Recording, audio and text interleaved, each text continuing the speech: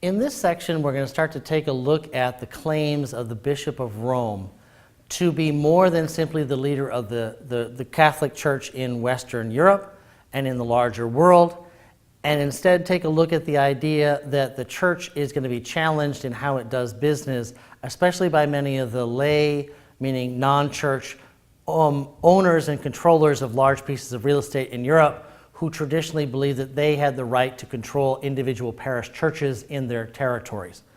The Bishop of Rome is going to have to take a stand against that and make a change, and in this case we're going to talk about what's going to be called the rise of an idea of a papal monarchy. The idea that the papacy is going to see itself as yet another of the temporal worldly leaders, but in this case with special spiritual authority that goes with it.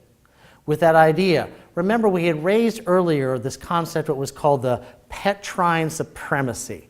And that was the idea within Western European Christianity that the Bishop of Rome, as the inheritor of the power of St. Peter, one of the chief apostles of Christ, who had died in Rome, based on many different things, including the interpretation of some scripture, St. Peter was going to then be the successor. And anybody who saw themselves as the successor to St. Peter would then, of course, take on the idea that they were going to be the spiritual leader of Christianity on earth. That idea goes back to the 5th century or so, and it gets more and more solidified by about the year 600 in many places in Western Europe, though in many places in Eastern Europe and outside of Europe, this idea that the Bishop of Rome was able to speak and interpret everything for all was not accepted. And we'll see this later on when many different groups within Europe, as well as on the periphery of it, are not going to accept that the Bishop of Rome has this special doctrine, this special control of all of them. They're going to see and assert that they have their own right to interpret Scripture in a different way if they wish to.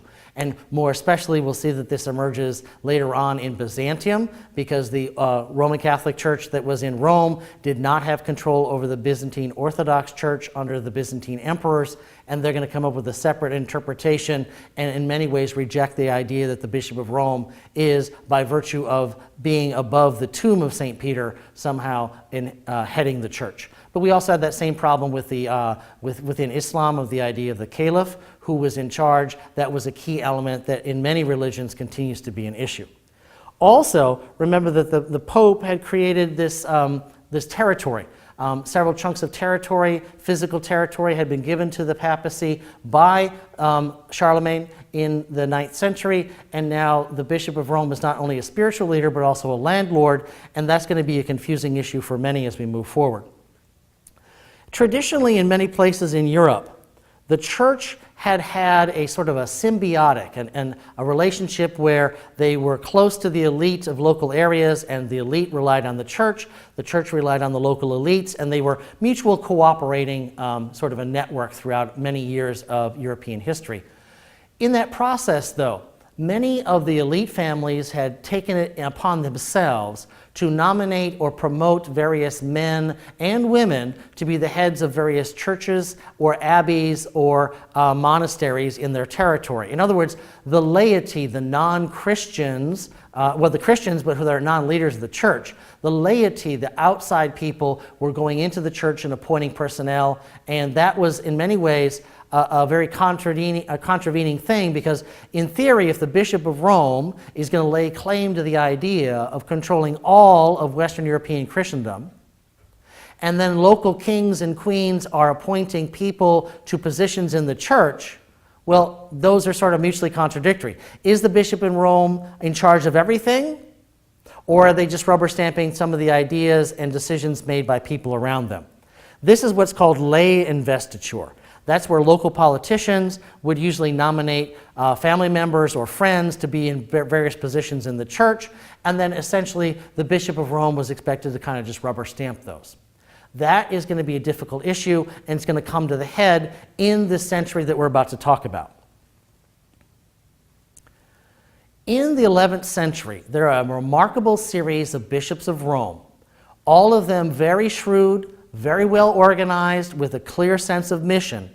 And in many ways, each one of them is going to make a claim to reinforce the idea that's very simple and very powerful. Here's how it goes. if I am the Bishop of Rome, if I'm responsible for controlling and leading the church into the future, I need to be essentially the CEO, the CFO, and the president of this organization. I need to have my personnel in the places where I think they should be. I need to hire and fire and promote and translate, move people around. I need to make sure that this is a successful venture. I need to put the best people and personnel in the best positions. But now I'm looking out and I see many of these local leaders, kings and queens and dukes and counts and emperors, who are putting into positions of power in my organization their people. The laity, the outsiders, are investing their people with power in my corporation, in my unit. There's the showdown.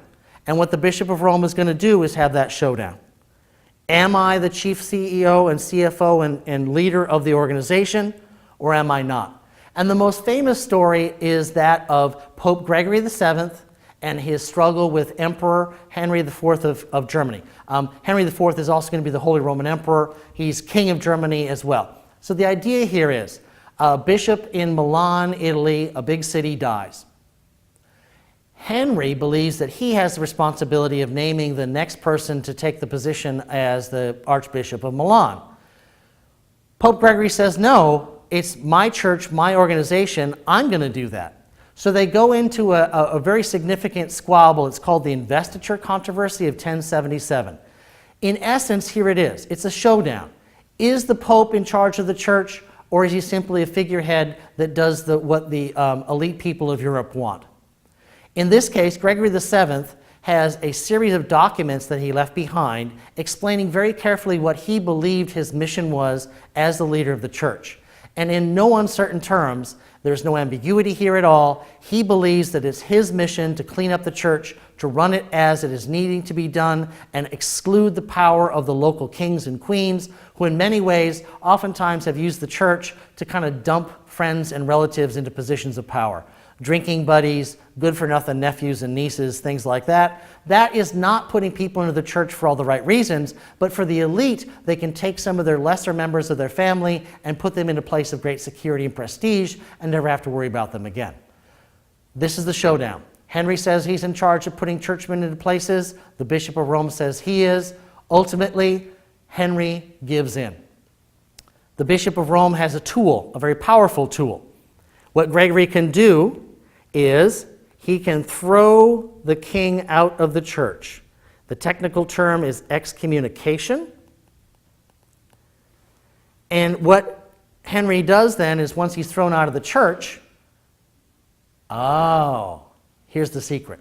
Remember, all those oaths of feudalism, the lord having homage from the people underneath them using their land, the vassals who are using their fief, right? Henry is the head of a huge network of feudalism. All those feudal oaths are only valid between Christians. Now that the Bishop of Rome has thrown Henry out of the church, do all the people who are holding territory underneath him owe him their loyalty, their tax revenue, their military support? It certainly opens the door. Henry races to see the Bishop of Rome at a palace up in the mountains in the Alps. He begs for forgiveness, is let back into the church, and now, of course, those oaths of fealty and all that manorial feudalistic stuff comes back into play because Henry's back in the church. But in a few years, Henry transgresses and goes the wrong way with the Bishop of Rome again, gets excommunicated, and the process starts all over. Germany essentially is involved in a civil war for the next 100 years, or the next 50 years or so, and eventually is going to be settled in an agreement later on, 2 generations later. But in the meantime, Holy Roman emperors in Germany become relatively toothless. They don't have much power. They may have a title, but the ability of the Bishop of Rome to reassert his authority over the church is now maintained. Take a look at this very key element of medieval development, where for once the Bishop of Rome is now going to consolidate all his power against the lay outsiders who want to put people into his church. Take a close look at this reading and make sure that you take a look at some of the practice exam questions.